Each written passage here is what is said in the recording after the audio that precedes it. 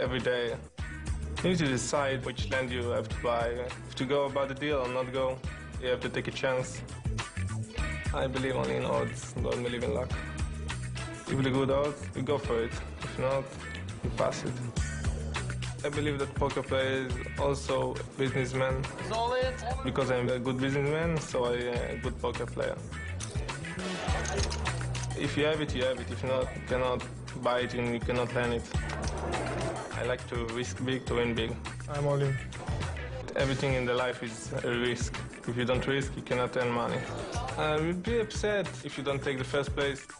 I don't care to lose. Well, he can't be that big of a gambler. It says here that he's single. Try getting married without a prenup. That's gambling.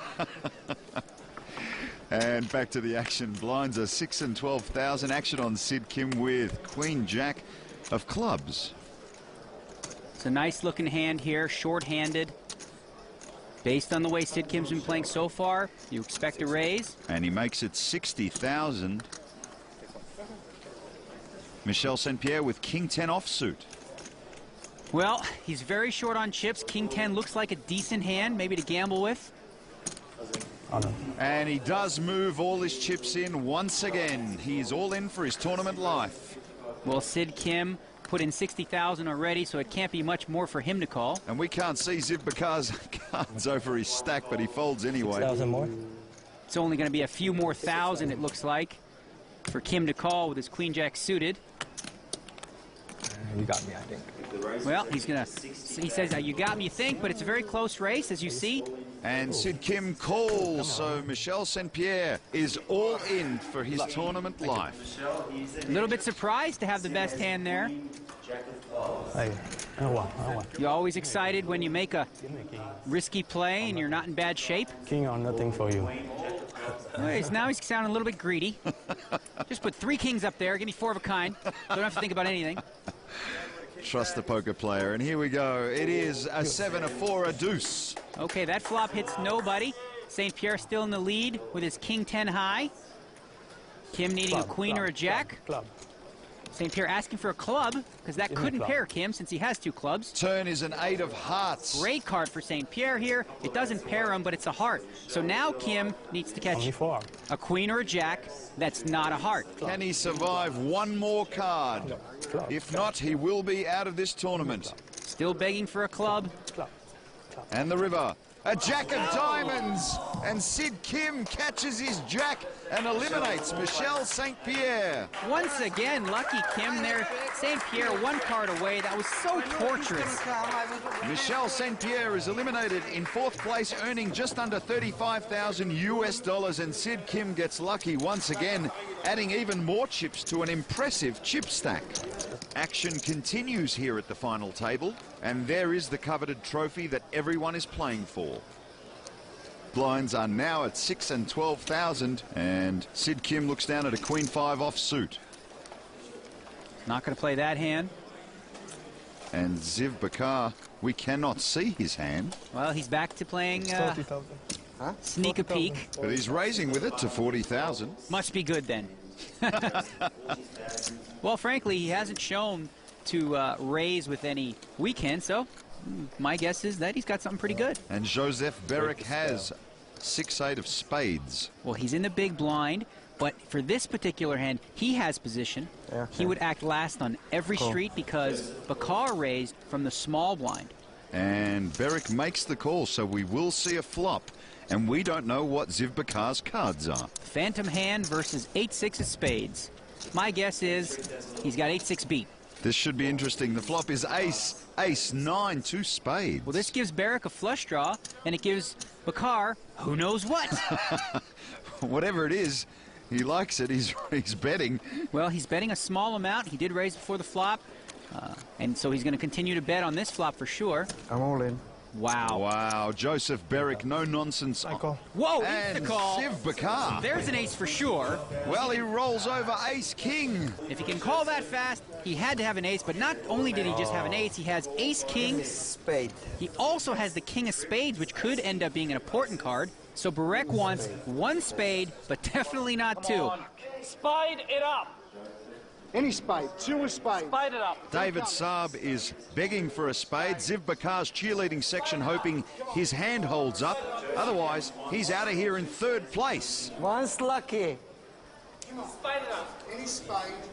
Barrick needs to catch a spade, but only one. 2's not going to do it. The turn, a jack of clubs. Almost. Well, now you can see Bakar, a big favorite. 86% to win. What do you yell? Chippy. Jack of spade or king. No king, no passes. Bakar's happy with the jack of spades. He'd make a full house with that card, no problem there. But Barrick needs a spade here. Nope. The river, a 4 of clubs, so Ziv Bakar doubles up through Joseph Barrick. It's been a roller coaster ride so far for Bakar. He's been high, he's been low, and right now feeling good about being back in the tournament. Oppa! Something become dangerous. He certainly has become Play dangerous. some poker, guys. And Barrick is down to crumbs. You can sense now a confidence boost for Bakar. He feels like he's the best player at the table, and now he's got some chips to really do some dancing with and get involved. Well, a little smile breaking on the face of Ziv Bakar, and here is how the final 3 stack up. Joseph Barrick is in serious trouble while Ziv Bakar is hot on the heels of the chip leader Sid Kim. Well, based on the chip count, it's like a 2-horse race right now, and you have experience here with Bakar versus the inexperience of Sid Kim. Our most experienced player at the table, Joseph Barrick, a distant 3rd, very short on chips. Well, once again, we can only see one of Ziv Bakar's cards, which is the 10 of diamonds, but he's raising with it. Well, once again, I'm going to guess that it's a good one. He raises to 35,000. Over to Sid Kim, A raise. who looks to re-raise with ace-9 off suit. Well, if he's going to do that, he should come in for a pretty hefty re-raise. It looks like he's only making it 75,000. I can't think that's the right play. Bakar's already put in 35,000, just 40,000 more. He's going to call with virtually any hand. Now you're going to be out of position, and Kim's going to have to act first, and he does call. Oh, sorry. So now Kim with ace-9, if he doesn't catch a pair on the flop, he's going to have to decide whether or not to bluff. And here is the flop. It is queen, 8-7. Well, he should fire one more bet out here, despite the fact he's got nothing. Put the pressure back on Bakar. I would suggest, no, and he's going to check. He's giving up on the pot a little bit. Both players check. We go to the turn. It is a 9 of diamonds. Well, that gives Kim a pair of 9s now. He's got 9s with an ace kicker.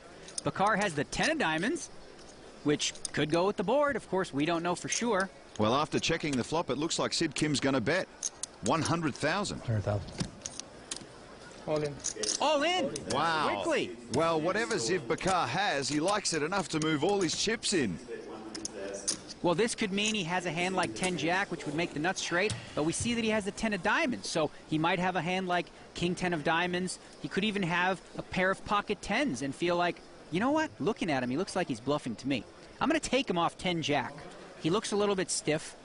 Kim's trying to go through it now and decide, do I have the best hand? If you see there, Bakar looks a little stiff and bored-like almost, like he just, you know, doesn't really want to be loose and engaging. Looks scared to me. I'd call him. Call him, Kim. I got your back. And Sid Kim folds, and Bakar Nice bet. once again taking a huge pot. Not a fan of the way Kim played that hand with the small re-raise before the flop. Should have been a bigger play. And Ziv Bakar is now the chip leader. I told you I'm a nice guy. And our new chip leader is hoping the old adage is true and nice guys finish last.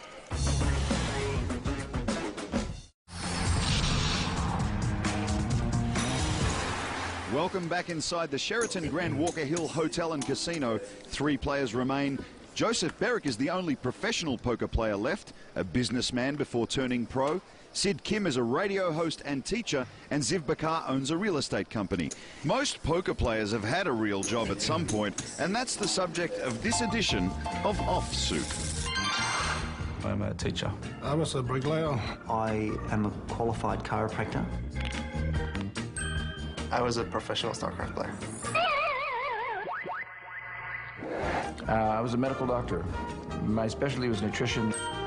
Accountant. Patent attorney. CEO of a public company. Cutting grass. then I got laid off. Being a chiropractor for so long, I was dealing with people one-on-one. I spent time trying to filter through what was true, what was not true. That helped me a lot at the poker table. What does that mean, man? Come on. Diagnosing a person who's ill and diagnosing a person in a poker hand aren't really that different. I guess that's a lucky trip. I'm living the dream and loving it. I really enjoyed playing poker. You like that, huh? Yeah, I had a job once. I was a sandwich artiste. Top 5 in the world, man. I could have been something. Gave it all up for this poker gig. Opportunities missed. Blinds are at 8 and 16,000. Sid Kim looks down at Queen 8 offsuit. Well, three-handed, it's a hand that's marginal. He could have played that, decided to be conservative. Over to Ziv Bakar.